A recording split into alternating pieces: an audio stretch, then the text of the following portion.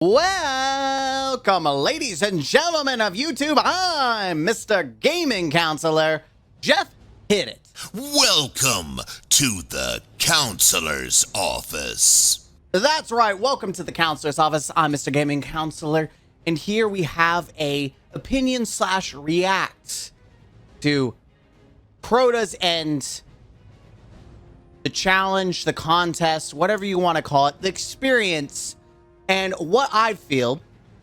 But also, I was looking at videos to see what other people were posting, how they felt about the challenge experience.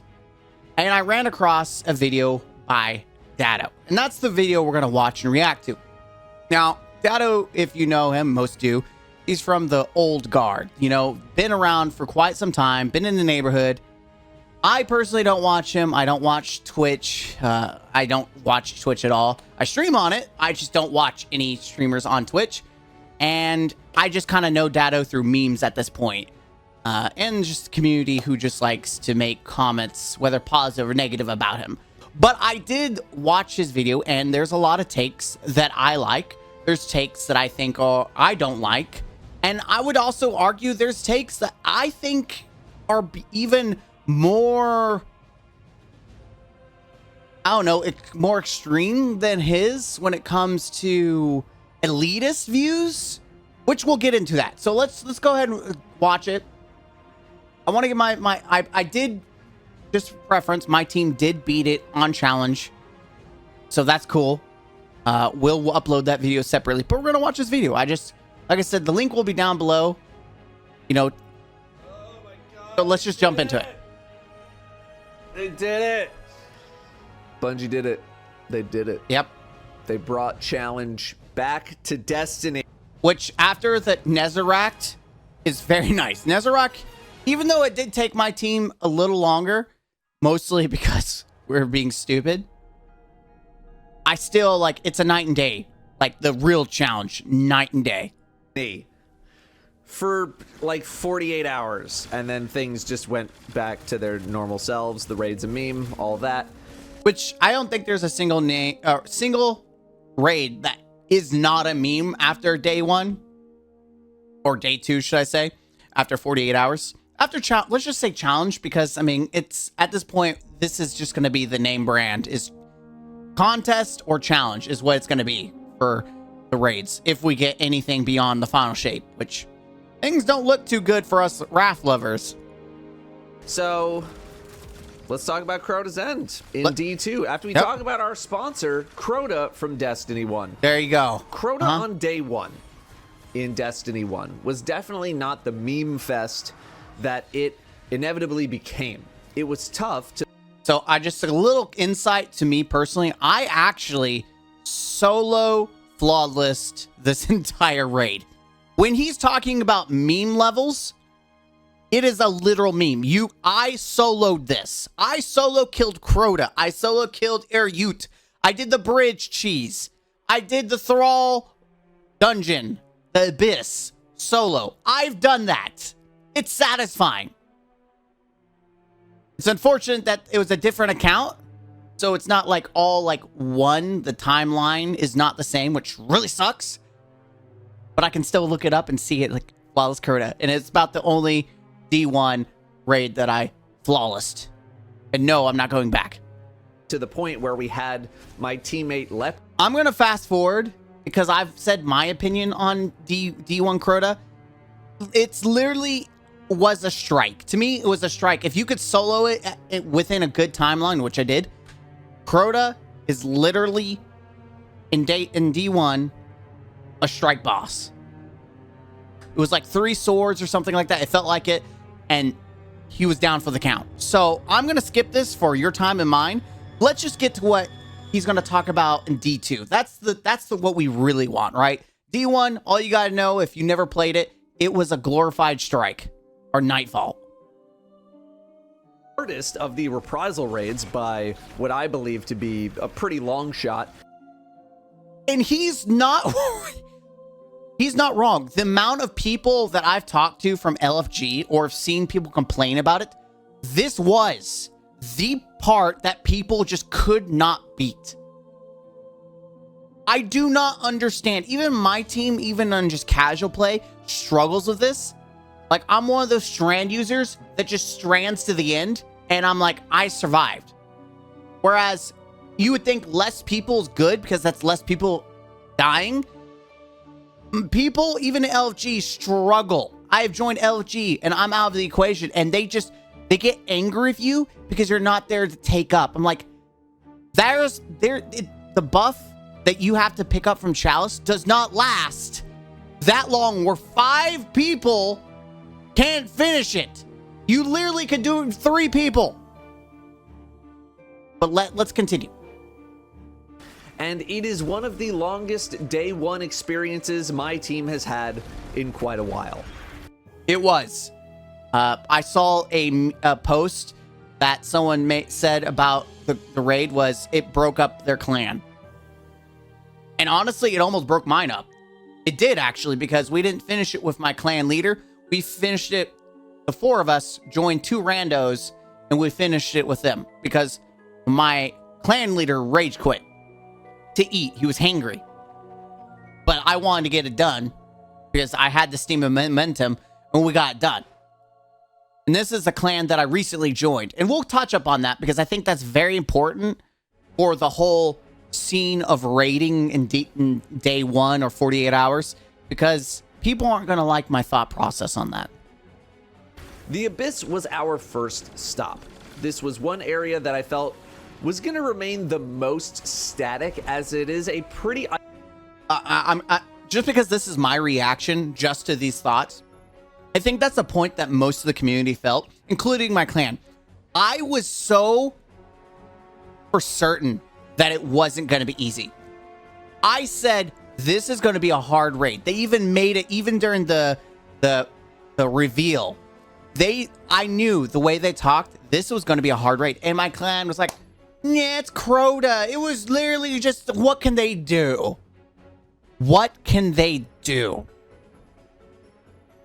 Like, I know Bungie. I literally know Bungie. I know how they think. I'm in their mind. I'm literally got a master's degree in psychology. I know how they think. And I read them like a book. I even knew what they were going to do to Crota before it was even, like, found out. I just knew it. I knew it. I knew it. Most people who actually do raiding kind of figured that was probably going to happen too. But I knew they were going to make it, I wouldn't say stupid hard, but they're going to make it more challenging. And that's exactly what they did. And people found out the hard way who didn't prepare. Iconic opening encounter with a simple goal: get to the end. For the most part, it did. But the addition of these swinging pendulums was a great touch that I don't think a lot of people saw coming, if anyone. That is one thing that I never thought about, was that first off, I never anticipated they would actually add new objects, because they are objects. They're like moving walls. And I think that's how they're coded, because you get killed by them, like as if you're running into a wall. Like, we can't die instantly from fall damage or being physics into a wall. And it's coded the same way for these pendulums. They're literally swinging walls, which I think is stupid. I think you should be able to block it. I think you should be able to use wells or whatever. Like, even in a well, you just get 2 hit dead. I think that's stupid. Argue with me all you want. I think it's dumb. But I do think it's clever. And it was more than I give them credit, because I did not think, I thought that, I assumed that the mechanics would change. I didn't think they would actually add new things into the raid, because I thought they would just copy and paste the environment, because they're Bungie and they've shown a lot of reason why they wouldn't change anything at all, as Bungie doesn't usually change the geometry of exactly. See, he knows these raids. I forgot he says this. And that tends to include or add anything to it.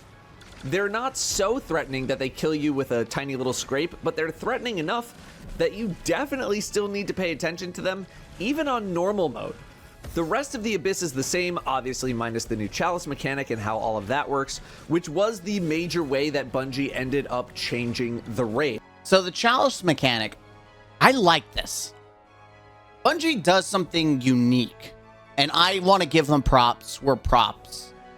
There is no other game that does a raid in the way that Bungie does, where they take a base mechanic and they evolve it. It literally evolves as it goes on. And that's really cool. And that's one of the reasons why I still play Destiny, outside of the fact that I have Stockholm Syndrome. But yes, I think that's credit where credit is due. That they took something that was probably very forgettable in Crota. Something that was just like a one-off thing. And they made it the core feature of the entire raid. So much so that if you did not pay attention to it, you would wipe. You would die, and many people did. I was anticipating the ending of the Abyss to feel a bit more threatening too, being great. I'm stopping him a lot because, again, I like to give my feedback. And he makes a good point about the ending. I, too, thought it was going to be long.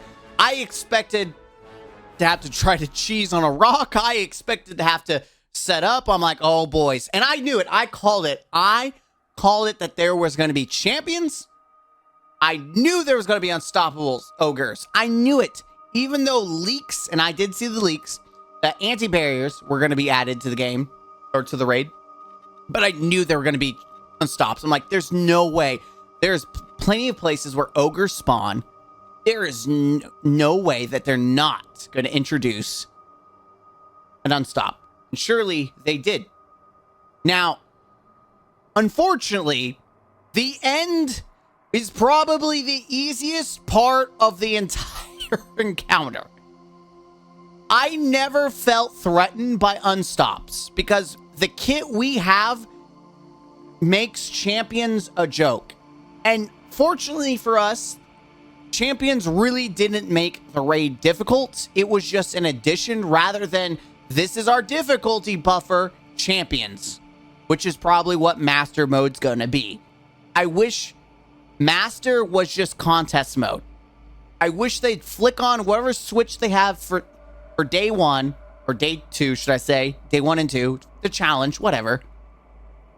And they would just keep that for Master. But I guarantee the community overall would rage, and that's why they'll never do that. It really sucks that such a golden point is wasted. And we'll get into those elitist views soon.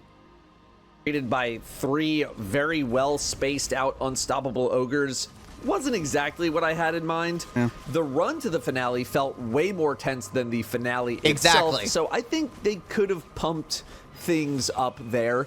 However, given Honestly, what they should have done is had 3 of those ogres spawn at one time. Oh. Think of all the raid groups that just refuse to put on champion mods. You're going to find out real quick who you're kicking from your team. Just saying. A lot of LFG people would get kicked immediately. how long of a run this can be, especially if you're stopping at most or all of the lamps, I can understand if they maybe didn't want to throw the entire might of Crota's army at you after a 7 to 10 minute trek. All right, so I'm going to probably fast forward.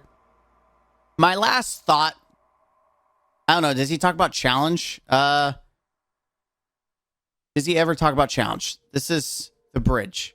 I'm going to wait to see if he says anything about challenge. Despite the Abyss only having 4 or 5 enemies stronger than a Thrall... Yeah, so that, I do want to make, like, I think he is saving challenge. Okay, challenge modes. We'll talk about it when he talks about it, but overall, the Thrall were never the challenge. The Knights were never a challenge. The challenge was people remembering where holes were.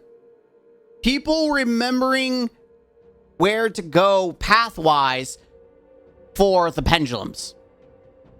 It was not even the lights. Once people figured out how to light lanterns and pass Chalice, that wasn't the problem.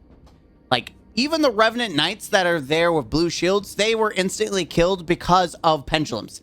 I never once really saw a night, and if I did, it was a rare occurrence through all our runs and fails.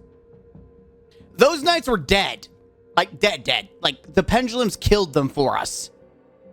Which is funny, because they added shields to these knights to make them a threat, but they were never around because they had this impenetrable wall killing everything. Thanks, Bungie. But yeah, I feel like this was just a endurance test. This wasn't even a challenge based on mechanics. It was an endurance test. So let's go to Bridge. Next, we have the Bridge Encounter, the original D1 Bridge Encounter, which used to be one of the cheesable. most flawed Destiny encounters in the franchise, as it is an encounter that doesn't really tell you when you failed or hit a state where it is no longer possible to proceed. And it is still very much like that. There were people who soft-locked themselves somehow. There was a part where we had a guy come over a sword, kill a gatekeeper on the other side, and drop the sword. And we thought, we kept going, luckily, but we had no idea that if you killed the gatekeeper and everyone had dunked their swords except for the one person, a random sword bearer will spawn on the other side of the bridge, and you can kill them, kill another gatekeeper, and deposit that sword, and the encounter will continue on. There's like no advertisement to that. Like, how do you have to assume to continue the encounter, not assume like, oh, I dropped it, now we have to wipe. Most people wiped. I've heard, I even mentioned this to some people. I showed someone who made the same mistake on the normal raid after the 48 hours. And they were like, our team wiped because we thought we had to. This is probably one of the worst encounters in a raid to advertise when you have done effed up. I agree wholeheartedly. And it's so stupid that there's still not some kind of indicator. It has also been the subject of abuse of many. As of recording, it is still abusable. And people are using Strand because who didn't think that was going to happen? I sure didn't. And who would have thought, and unironically, the MVP of this raid was the Orca, the Navigator. Literally, the only time I've ever seen that gun used was in our challenge run. And now it's still being used to hot swap to make tangles infinitely for teams to just chill and cheese things. Good job, Bungie. Kinds, most notably dodging the entire bridge mechanic altogether. This time around, I do think it is a bit better with the ability to have both the sword and chalice run across the bridge, with the chalice being able to come back as well. I like the idea of this kind of relay race type experience, although on normal mode, you're kind of able to completely get around this by just giving everyone enlightened. Okay. And then dropping the chalice into the podium. That is exactly what we did for day one. Literally, this encounter, once we figured it out, we did not fail it. Once we figured out exactly what we need, we just enlightened everyone on the challenge mode, and we just went across, and we got it done. I think that's the best way to do it, is just literally get everyone enlightened, and you can even if you don't make it across with the chalice to the other side, the person who has chalice can just die, pick it up again, and walk over and deposit it. It's that easy. It's that simple. It's not a big deal. It is probably the weakest of encounters still, in my greatest opinions. As long as nobody dies, which on normal mode is not that big of an ask, then it kind of defeats the whole relay back and forth situation that I think Bungie was going for. There's actually still people who think you have to send the chalice across the bridge and then back and then forth. And that is stupid. You don't have to do that. It's crazy that people struggled on the bridge because that's what they were trying to do. And trying to do that on challenge mode, that's even stupider. Otherwise, the core of this encounter is still the same. Get 5 gatekeeper kills to then spawn more gatekeepers, and then you win. I think the thing that annoyed me about this encounter was just how long it took to get the bridge rolling. And that's probably where I'm gonna cut next, because he talks a lot, but the bridge is the bridge. For day one, I like that they added anti-champions. It did make it challenging, especially for people who had to hold the line. But the one thing that was kind of a joke about this encounter is that everything could be frozen, including champions, sword bearers, gatekeepers. Everything could be stranded, champions, gatekeeper, sword bearer. Everything could be blinded, champions can. Gatekeeper and sword bearer. So you could have someone shoot, and that's what we did. We had people shoot across to help each other out, to blind sword bearers, to blind gatekeepers. In fact, that was one of our strats, was to have someone with Chalice go dunk it and then use blinding nades to help the person with the sword kill the gatekeeper with no problem. Even now, people have figured out you can just push the gatekeepers off the edge, which is funny. But let's be honest, this was not much of a change for the better, in my opinion. Again, I like the Chalice, but the base mechanic really didn't change. And I agree with him. The bridge building, you can dunk Enlightenment, but you could just take that same time to get everyone enlightened and then just pick up swords and go. I just did not like how long it took to get things going. Like, this should have been a much faster encounter. It is very obvious that this is meant to be slow, so it kind of makes the raid feel longer. So it's not a nightfall. I feel like there could have been other ways to do it. Like having to deal with gatekeepers on both sides, or some kind of mechanic where you have to have both plates active. It could have been more interesting. But they really just played it safe by keeping it to the fundamentals and just making it more about the Chalice than actually about switching things up. You literally get a sword, you kill, you get the debuff, the Chalice, Enlighten, you kill a sword bearer, get a sword, you cross the bridge, kill a gatekeeper, and that's it. Like, nothing changed. That was Crota 101, and nothing really changed. Let's go to Yut. He doesn't mention it. Or does he? Damage. Don't care. 48. Don't care. So, I don't see it, so I'm going to make note of it. On the way to Yut, there is the secret chest. And it's kind of like a little mini game where you get enlightened, you go through the barrier, and then you have to kill a shrieker, and then you do it again, you get enlightened, go through another one, and then you're supposed to get to the end and then dunk the Chalice. It was a new change. Instead of just rushing to the end as quickly as possible, you had to use the enlighten mechanic and then dunk the Chalice. This was very obvious that another kind of blockade to kind of slow people down, though I don't know who really struggled with this unless you were wanting the secret chest, in which a lot of people didn't realize you had to either A, dunk the Chalice, or B, you had to go have someone also go into the room before it shuts. It was a combination of one of the two or both that people just didn't realize you had to do.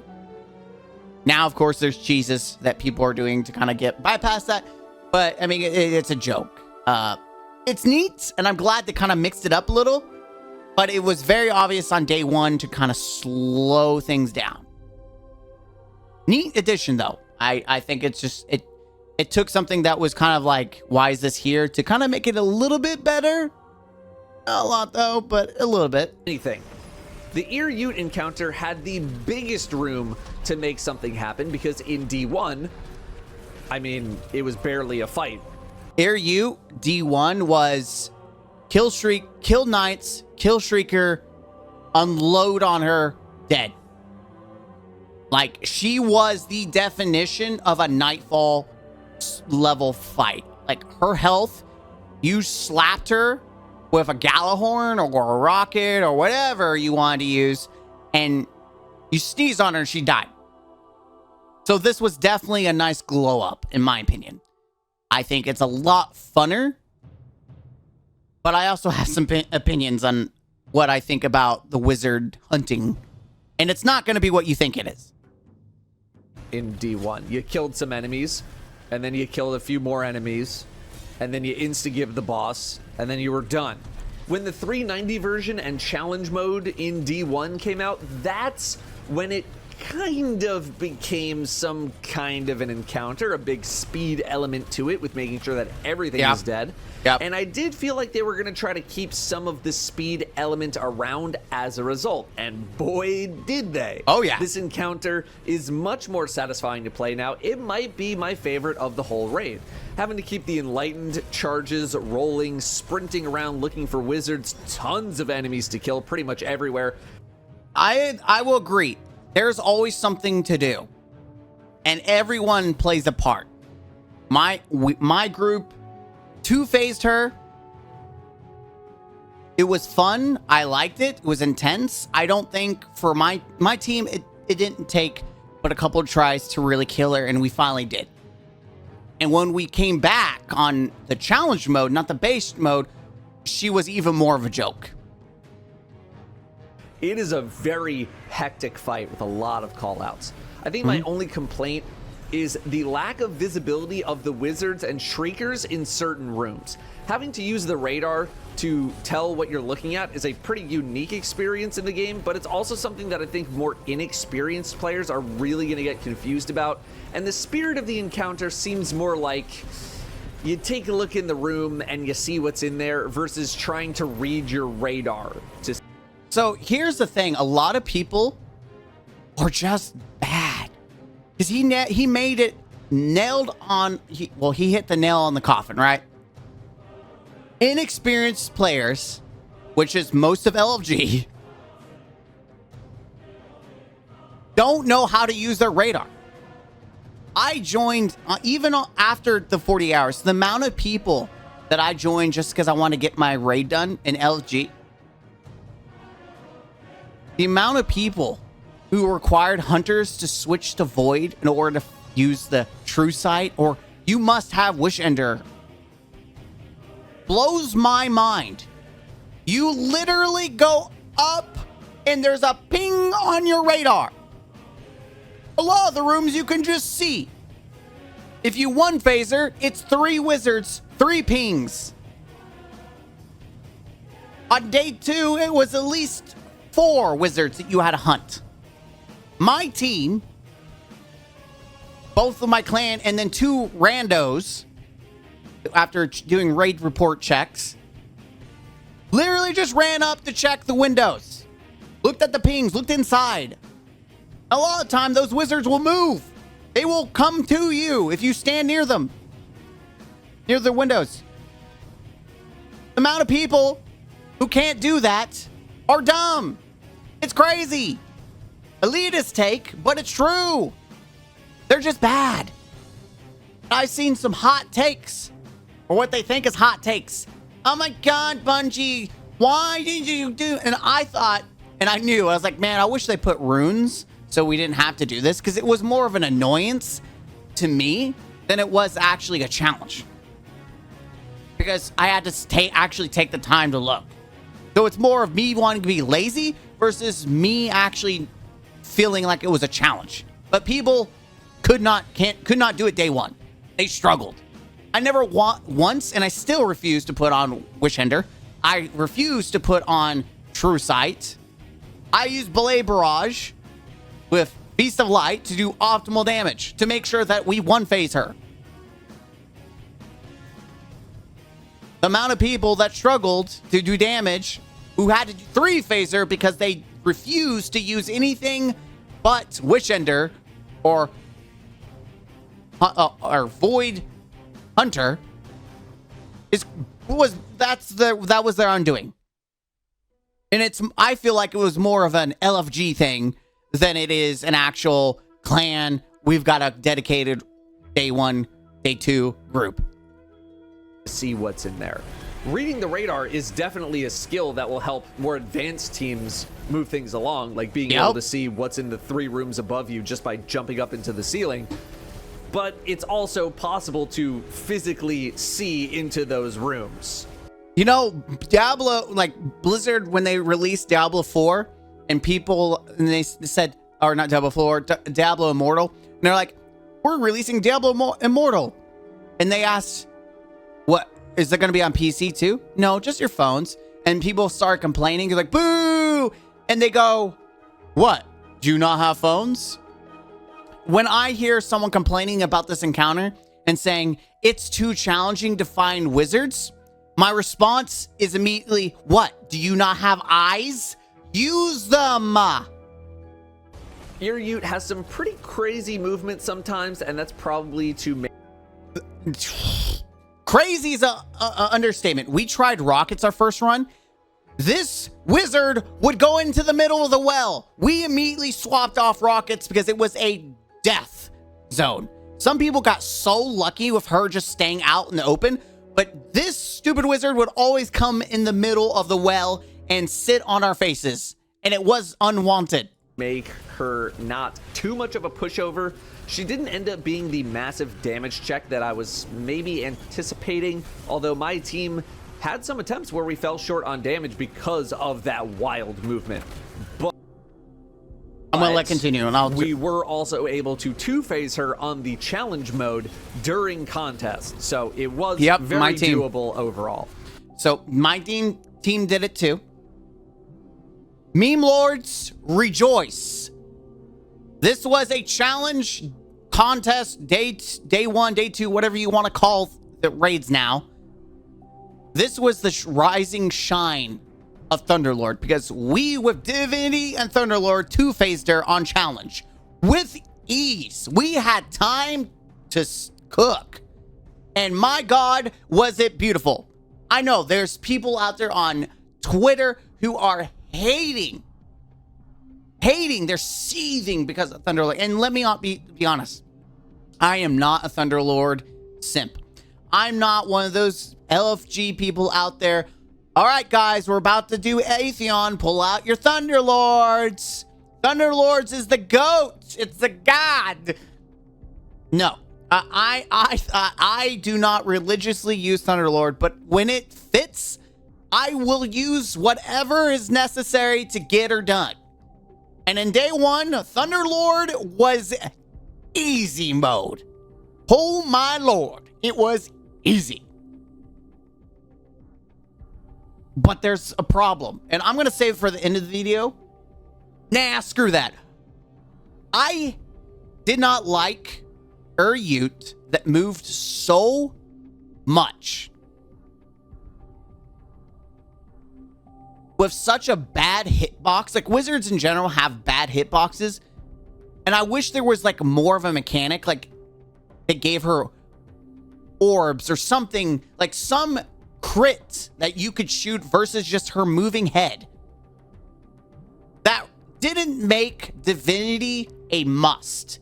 And it's so comical that they nerfed Divinity because it was being so used. They complain about Divinity being used so much that it was the go-to weapon for most people to ensure this boss that moved around.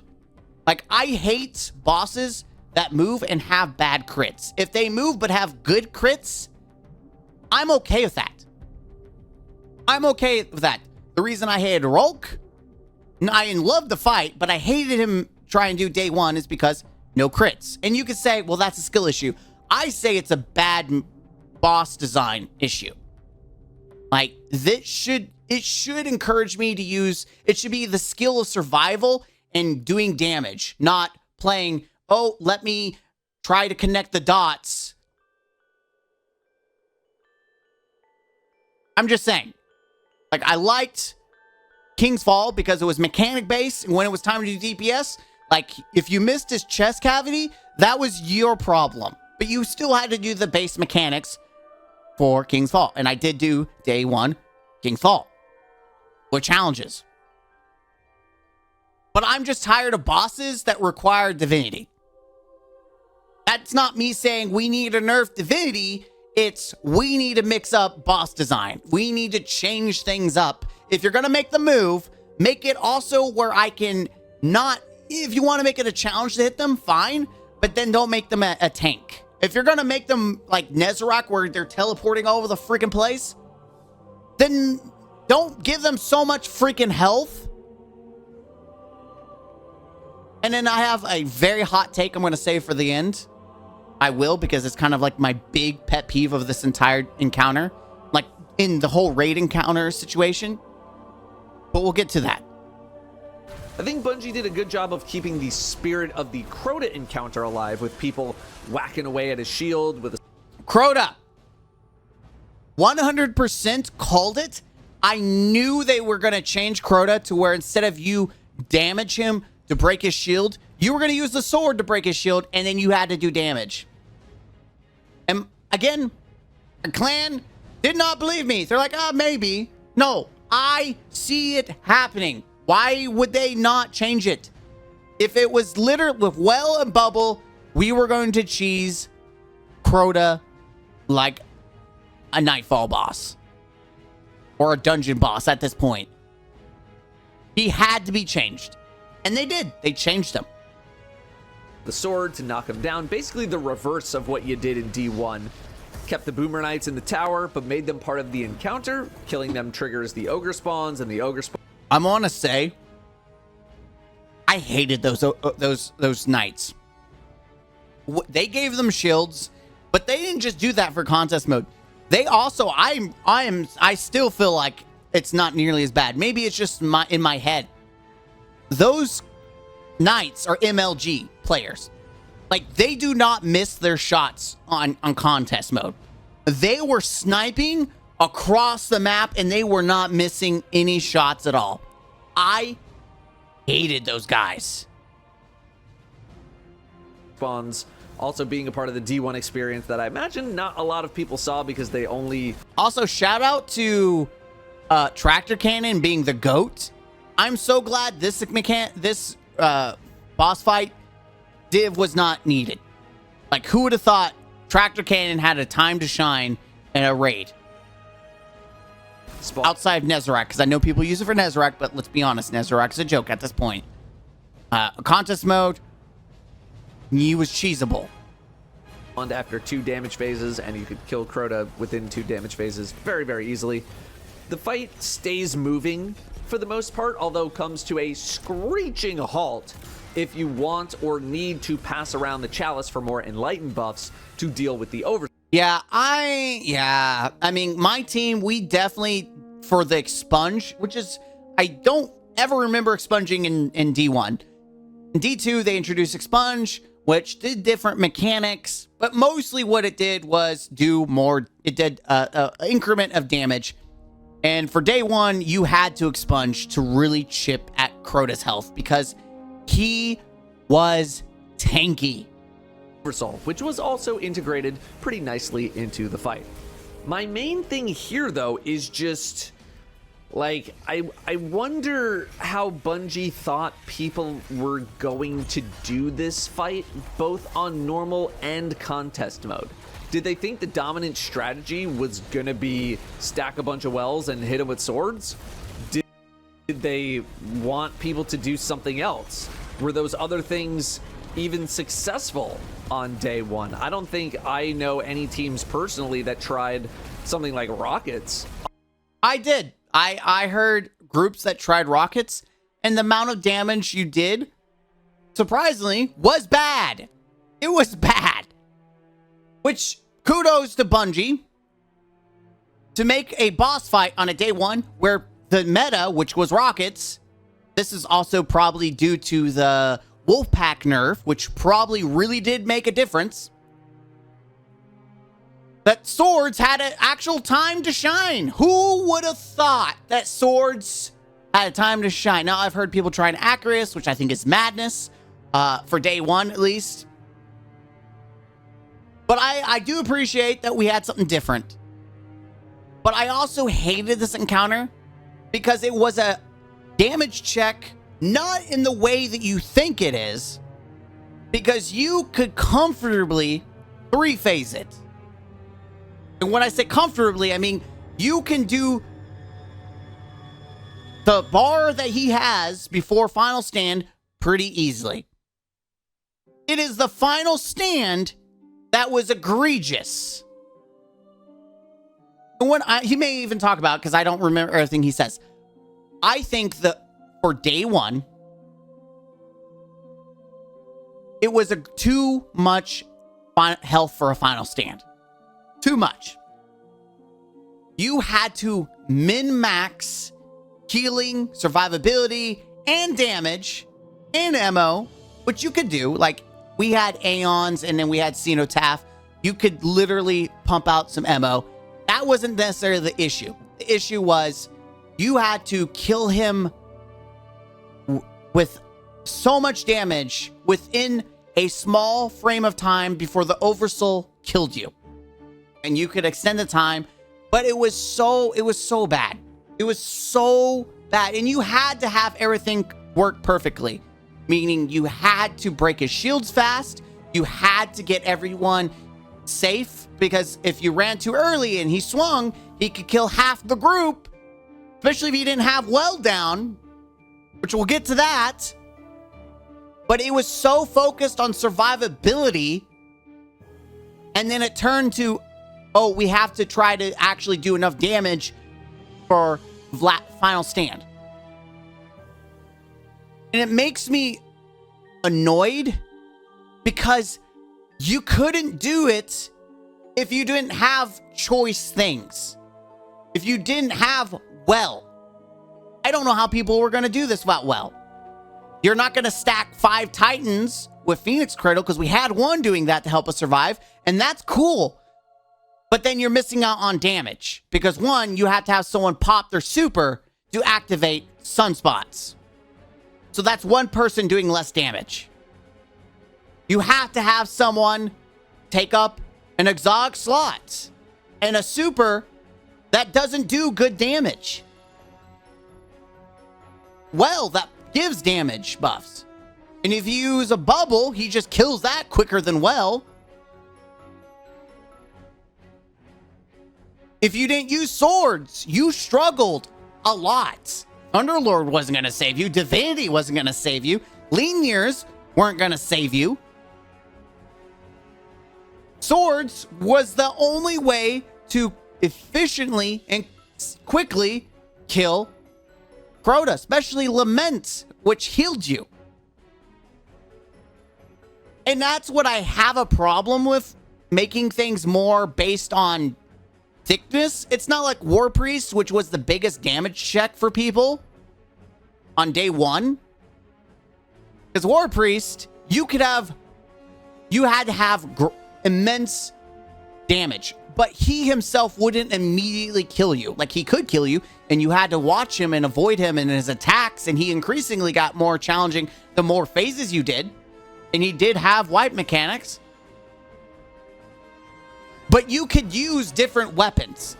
Most people use linears, but you could use rockets. Here, it was only swords. This boss, you could only use swords. And I hate that. I hate where it becomes, you have to use one thing or you're just not going to beat it. Because when Bungie complains about people using metas and they don't like things being only used for certain things, all I can say is, then why do you make it that way?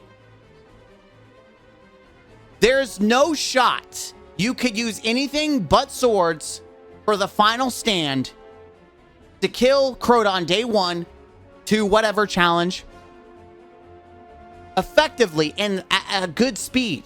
If you use rockets, it wasn't going to be enough damage. You use linears, it wasn't going to be enough damage. You couldn't use Outbreak Cheese like you would with Caretaker. You couldn't do, I don't know, Touch of Malice. People meme with Touch of Malice. Rat King. These are things that you weren't going to be able to do, which you could argue you shouldn't be able to do that on day one. Whatever. But there was no other choice. There was no other options. Hell, even snipers. You want to meme and use Whisper, you couldn't even do that. I'm not saying make him a joke. I'm saying give variety. Give variety, man.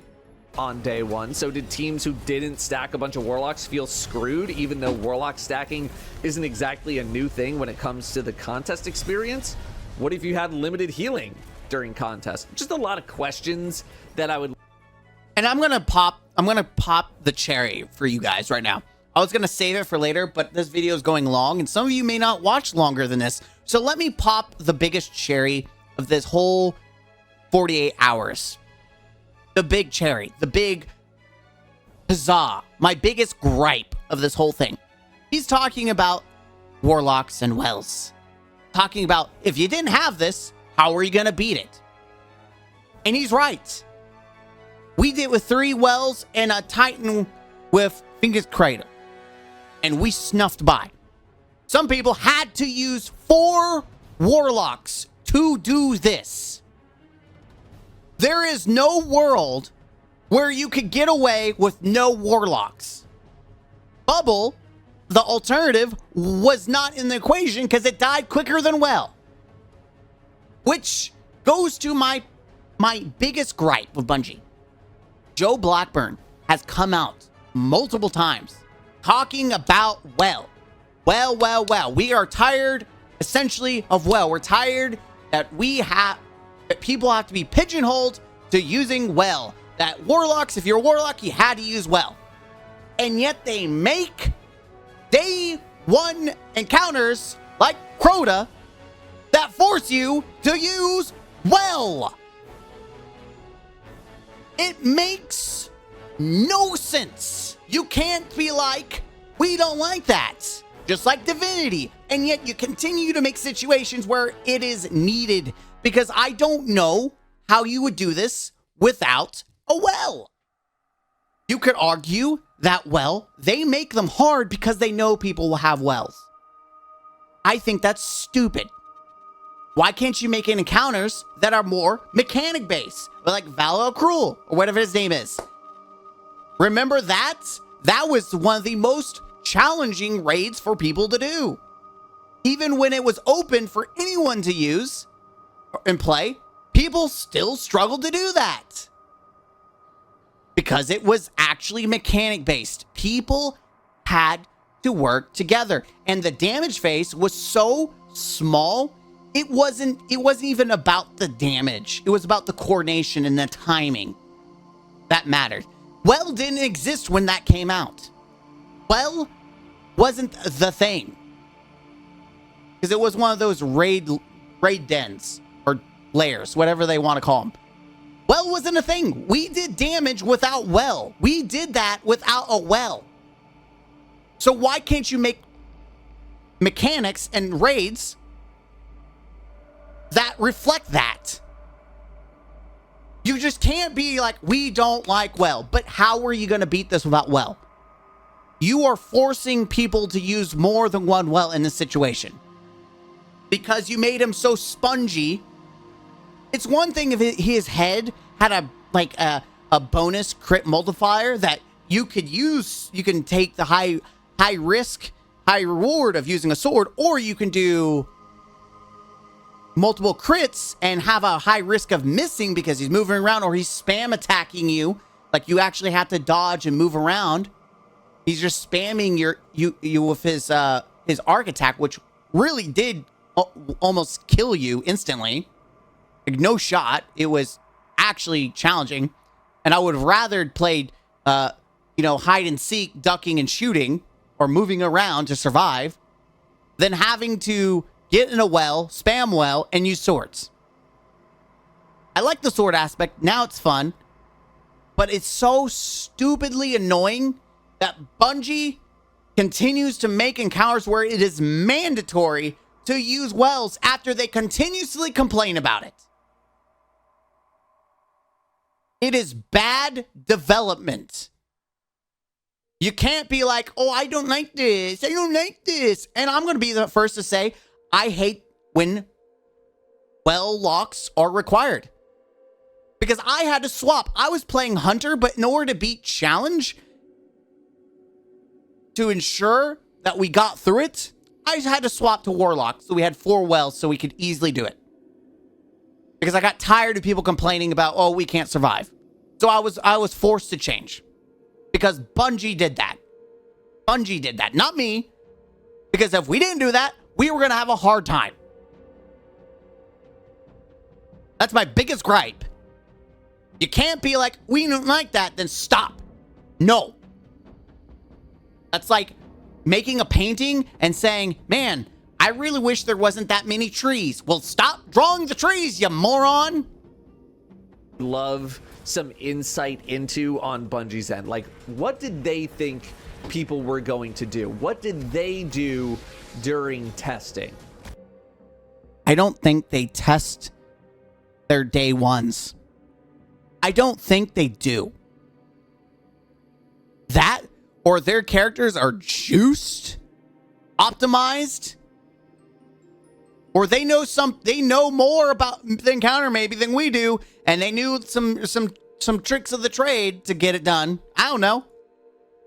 The Chalice mechanic has definitely gotten some criticisms for just being an extra thing to keep track of, a game of hot potato, but I think it was integrated mostly fine during contest. Part of the experience.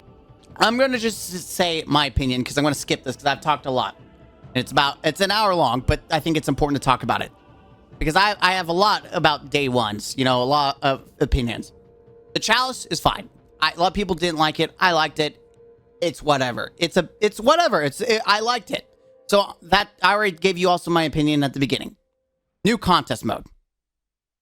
In terms of the day one contest experience specifically, sorry, I'm using those interchangeably. Bungie said that they dialed up the difficulty a bit. I'm also going to skip this.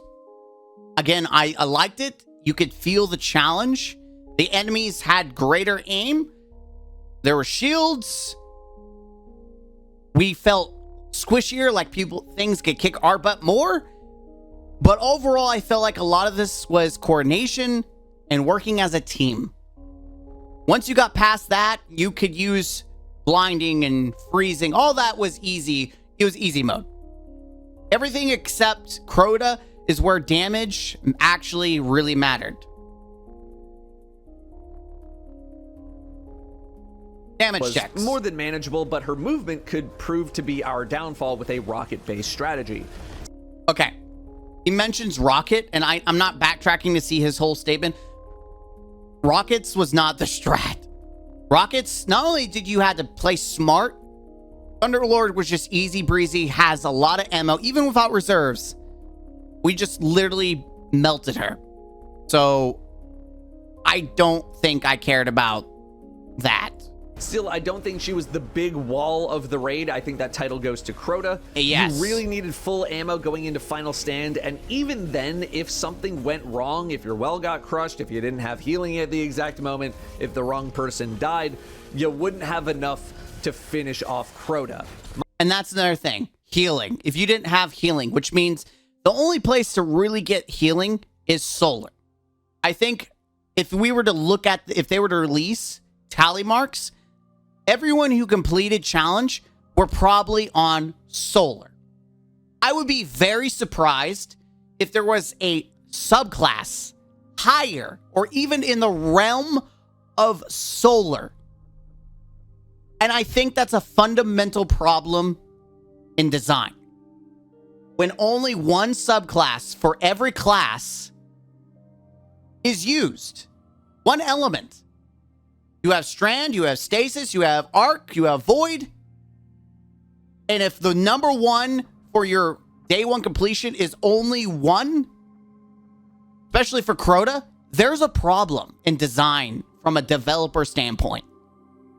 Because they complain about how they don't like one thing being used more than the other. We don't like this gun being used more. We don't like the success rate of this one gun, this one subclass. They talk about PvP. How about PvE? We don't like wells.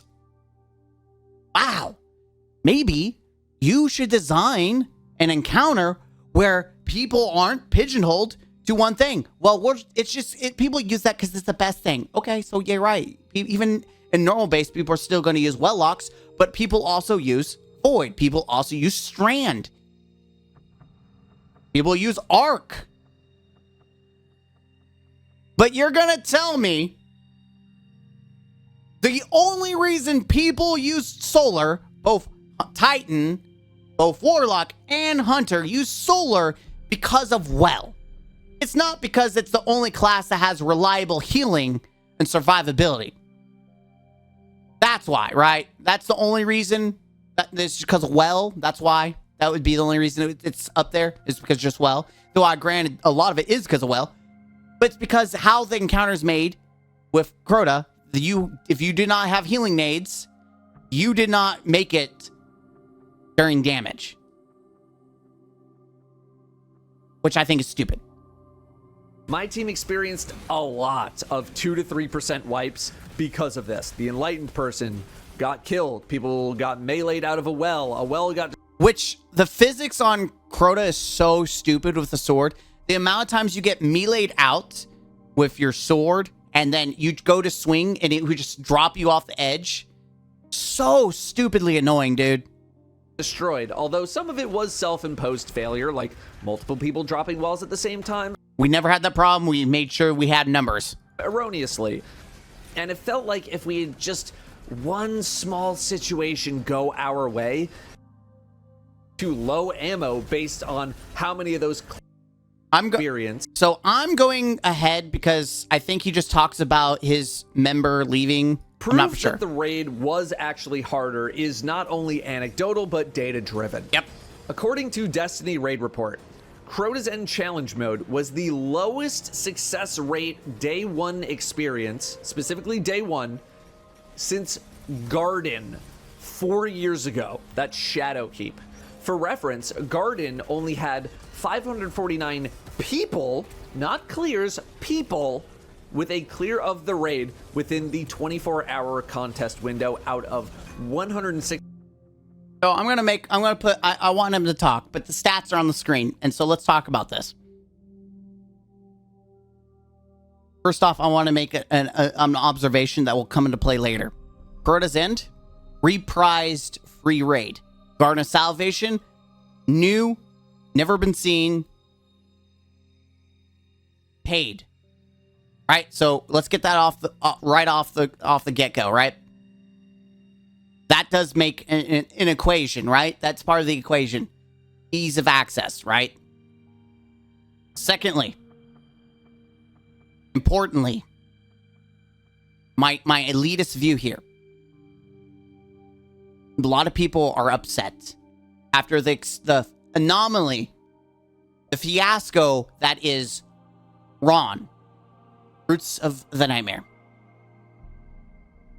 People expected that to be the norm, especially your mom, your dad gamers, your I play casual.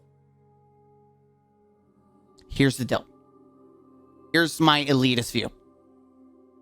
Day one, 48 hour, whatever you want to call it, challenge. The challenge contest raids are not meant for everyone.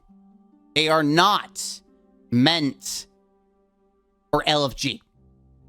LFG is always a toxic cesspool. It is a flaming trash can. Every time. And even the day after, trying to find a group is a nightmare. Because the amount of people who attempt to do raids have no idea what they're doing. In raids in general, they think they can get free Sherpas from everyone, even though there is a literal Sherpa in most LFG groups. There's a Sherpa spot, but they just join groups expecting to be carried, which is annoying, but that's LFG. They expect that if they join a group, you have to do all the work for me, and if you ask me to do it, you're toxic. But going back to the next day after contest is lifted and people just want to get completions done in general, someone asks for must have completed contest, and you will see LFG light that person. They will crucify that person. Oh my god, imagine requesting that. You want them to have 3 clears? What? what a joke. This guy wants us to have every gun unlocked. Like, the amount of degeneracy that is in LFG is just like the bare minimum of wanting some clears and knowing what to do is just baffling that people just want to lynch these people. And I've had to report to some of these LFG mods, hey, this is going on. Because LFG, most of the people, a good chunk of it, are just bad. They're bad. And they don't and will never complete a raid in day 1 or day 2 without being carried. That's the elitist, undying truth. Based on what I see. I'm going to be honest. When I do a raid, I want a good group that knows what they're doing. Unless I specifically tell you or you ask me and I say it's okay, I do not want to make a wish raid. And that's what LFG is. It is 80% make-a-wish. Right off the rip. It is a make-a-wish because there's people who don't know what they're doing. They don't listen. Or, hey, I just watched a video. I watched a video, dude. I totally know what I'm doing. No, you don't. Watching and doing are two different things. You want to learn? There are people who are chasing the Sherpa emblem. They will post looking for new people only. Join that group. Join the Sherpa channel. You're going to get kicked. It's going to happen. If you join, it's been a problem since day D1. I remember doing Oryx, and Oryx was very team focused. But if you had one person that did not know what they were doing, the amount of people who tried to do prestige Oryx, but yet never done base Oryx, who thought that they could just get carried through, was annoying on Xbox. The amount of times I kicked people and got hate messages. Yeah. It doesn't mean people are being scummy. It just means people want to do raids in a timely fashion because we don't have all day to make a wish. We don't have all day to spend on one raid encounter.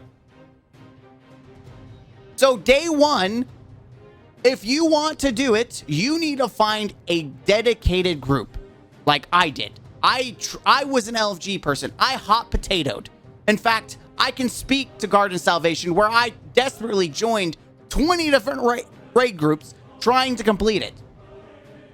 But it's a literal make-a-wish out there.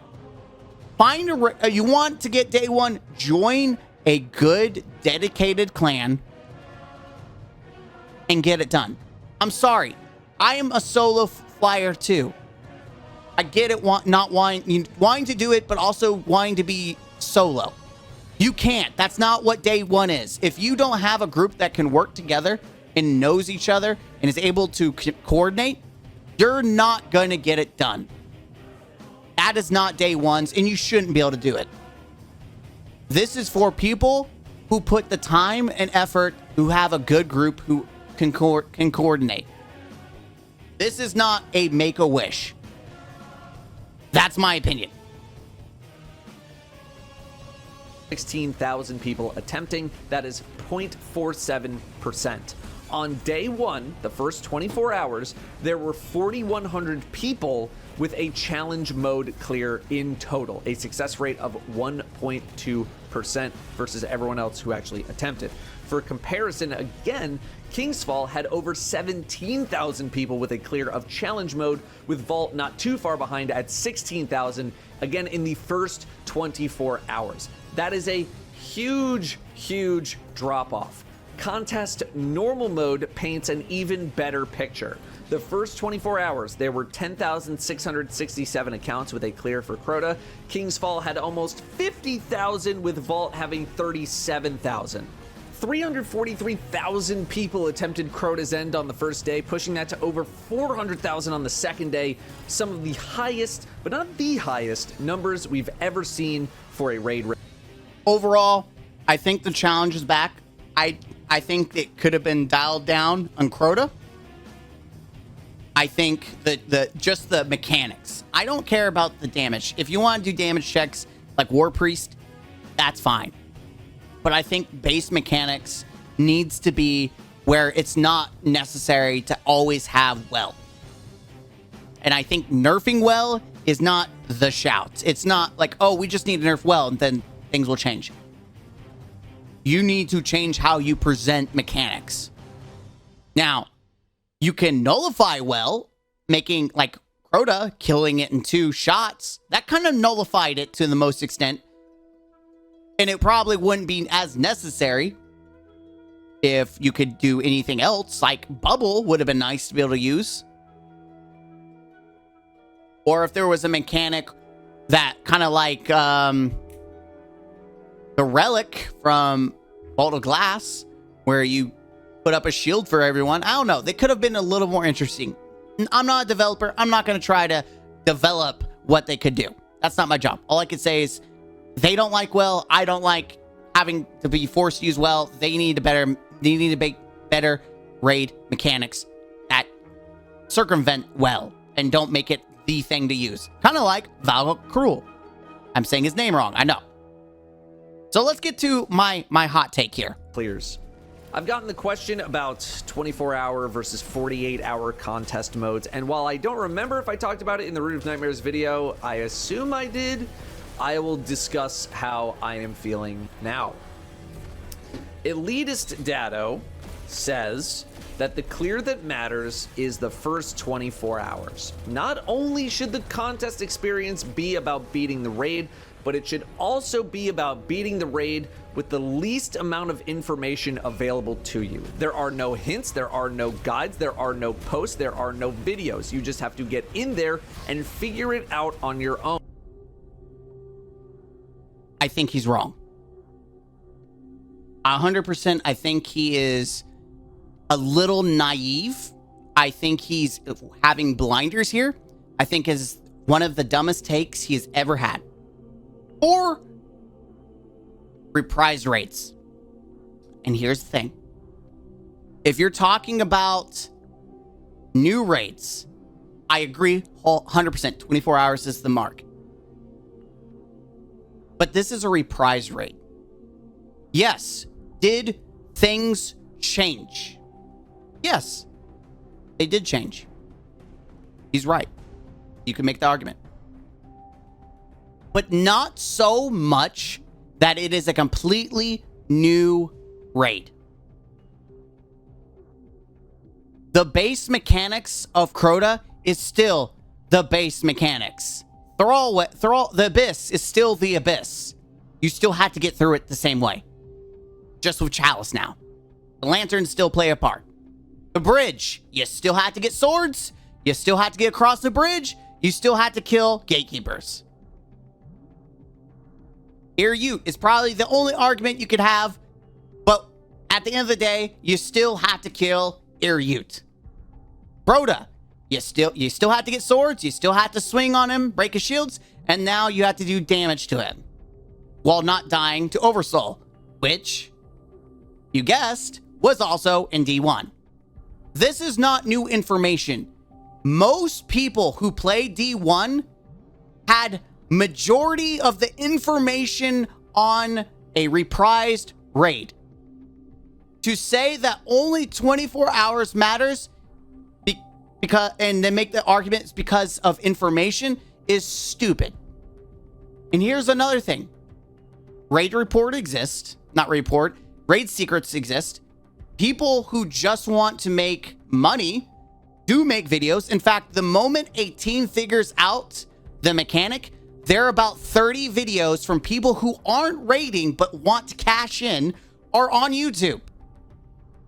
So this illusion, this blinders of people just won't know because of 24 hours, that is a stupid, stupid comment.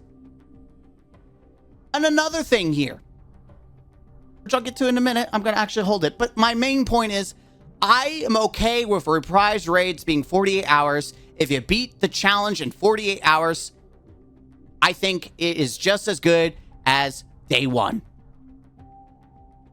And the argument that you learn new tactics sooner. Crota was literally use well, use sword, click to win. Nothing from day one changed in day two when it came to Crota. It was literally having a good enough team to coordinate, to have a good, solid run without mistakes happening, and just being able to survive Crota and then get the damage numbers. Everyone on day one was running swords like a hive mind. Well, swords, tractor cannon, expunge for extra chip damage. That was the strat. Anyone else who is using anything different was probably not going to beat Crota anyways. Regardless if you told them to use swords, they were probably going to die on the hill of using something else. This is not even elitist. This is stupid. A stupid comment. Can he have that opinion? Sure.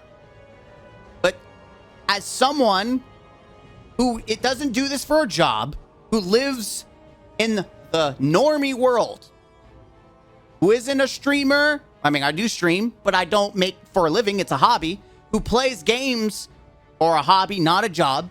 The reality is most day one people who aren't streamers have the same information when it's released because a day one racer has figured it out. It spreads like wildfire because most people who aren't a streamer, most people who aren't a streamer do not care about day one. They just are day one race. They just want to get the emblem. So to say, well, information, reprisals, that is stupid. 80% of the raid, 90% of the raid was already known from the get-go. Nothing changed on the base of the game. The only thing changed was Chalice and certain rotations and a few sprinkles. But overall, Crota's End is still fundamentally Crota's End from D1. So I think day two, just as fine as day one, because who cares? Outside of the raid first, who cares, right? I don't even care about the raid race, and that's going to be an opinion for the end. While I know that it is quite possible to get information within the first 24 hours, by the time you get that valuable information, it is usually very early. That information wasn't even in the morning. That information, even how to do the challenge, was very much in the evening. It was beat in 5 hours. People knew immediately after the first team beat Crota, even maybe before they beat Crota, what the challenge was. That's the crazy thing. That's the thing about reprisal raids. Once you do understand the challenge, you know what to do to get the emblem. Again, I agree with new raids like Vow. Vow was a fresh raid. Everyone was learning it. Nothing was known about it. Information, how to best beat Rolk. It was crazy. I get 100% agree that it should be a day one that matters. Reprisal raids, who cares if it's day one, day two? If you beat it in contest mode, you beat it in the same hard difficulty as everyone else.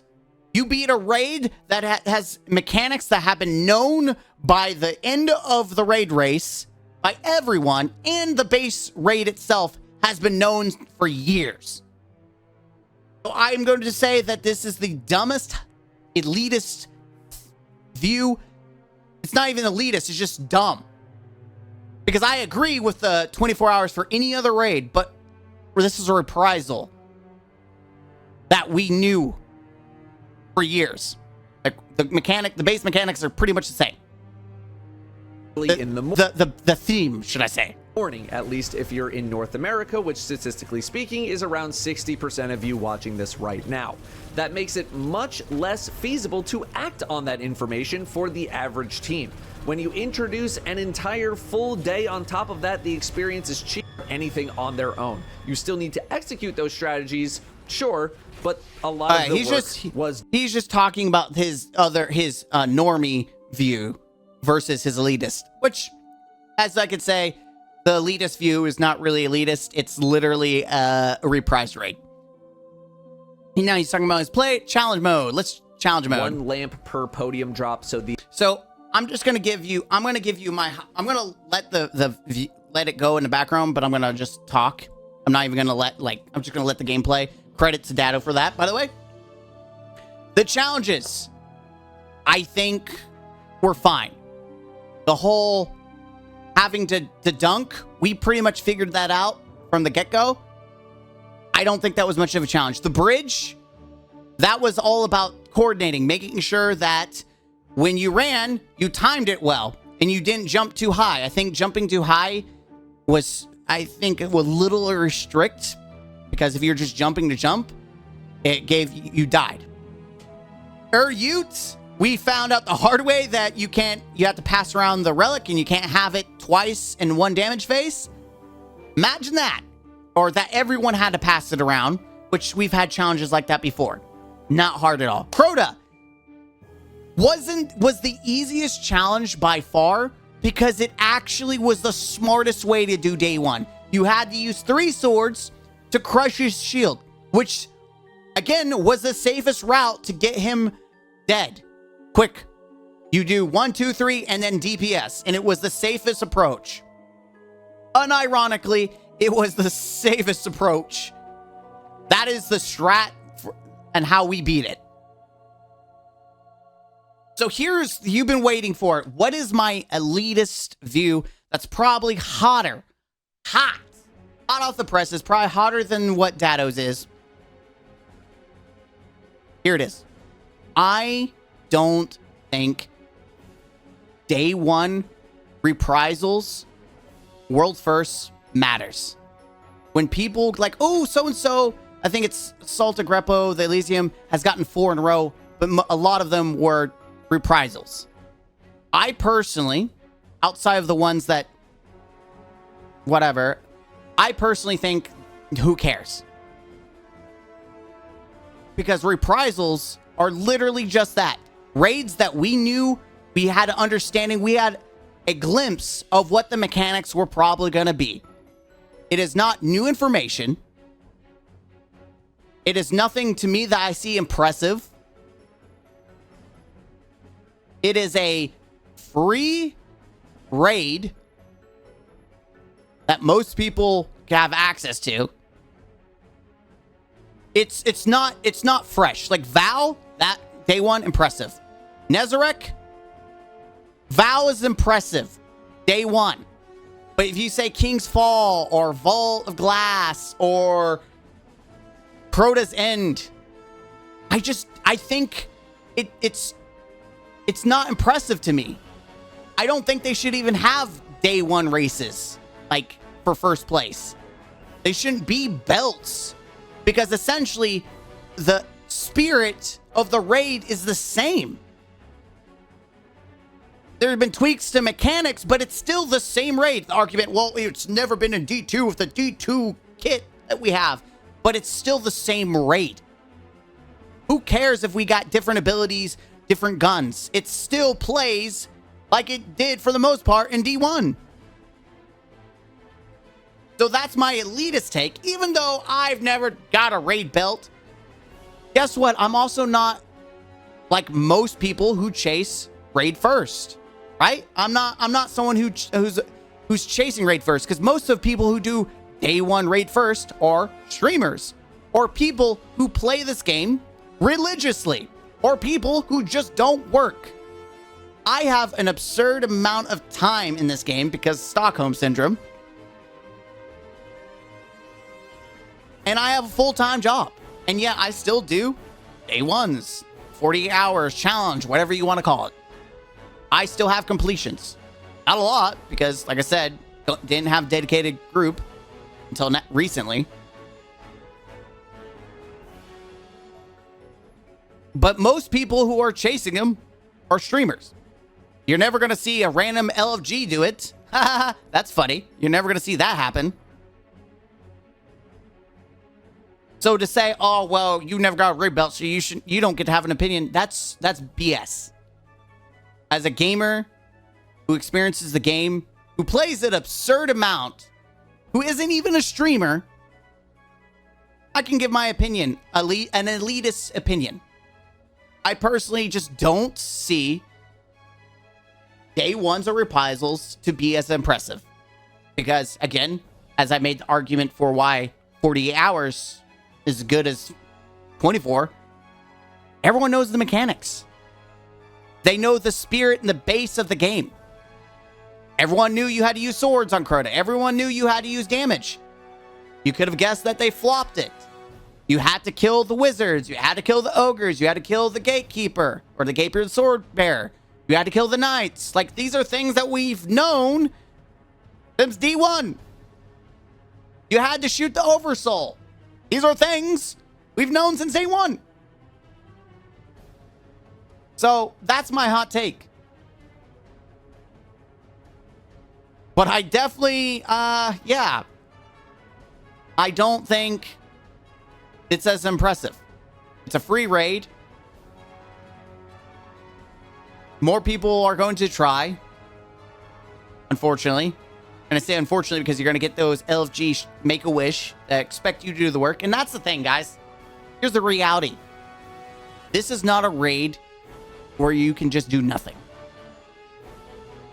Most of the components require teamwork. And if you think, and that's why a lot of people in LFG are upset, because they actually have to do something. They actually have to try. It's not Nezarec where they can just do, hey, I'm ad clear. Hey, guys, ad clear. Ad clear? Brandon, do I do ad clear? Yes. Not because I don't know the mechanics. It's because I'm lazy. But there are people who dodge it and have never learned it since day one. Nezarec is a good indication of that. The amount of ad clears you can have on that is ridiculous. And people who love that raid are, guessed it, LFG, who've never done the actual mechanics, who just get away with just doing ad clear. I'm going to be honest. Crota is not meant for LFG on day one, at least day two. And it's not meant for Sherpas, except for maybe one person at a time. But most people have to learn. Most people have to try. And there are definitely people who are out of jail who want to learn, who do, at the detriment of others too, may I add. But I thought this was a great experience overall, minus the annoyance of Crota Final Stand, the annoyance of having to use well. Other than that, I liked the challenge. It felt like a real challenge. But I don't think if you got it within the 48 hours, it is literally the same as getting it 24 hours. It's a reprise raid. Nothing changes. You beat on contest and challenge, good for you. You've done nothing different than anyone else. Now, when it comes to that or the final shape, when we get a raid that no one's done, you bet your belief that elitist gaming counselor is going to be telling you, you better be gunning for the first 24 hours, because most people not going to care about your 48 because you have all the information that we didn't have the first 24. And you bet Mr. Gaming's going for that 24. I'm Mr. Gaming Counselor. I appreciate you guys. Thank you for stopping by and watching the video. Let me know what your opinions are. Couple hot takes, I know. But as always, don't forget to game out. Peace.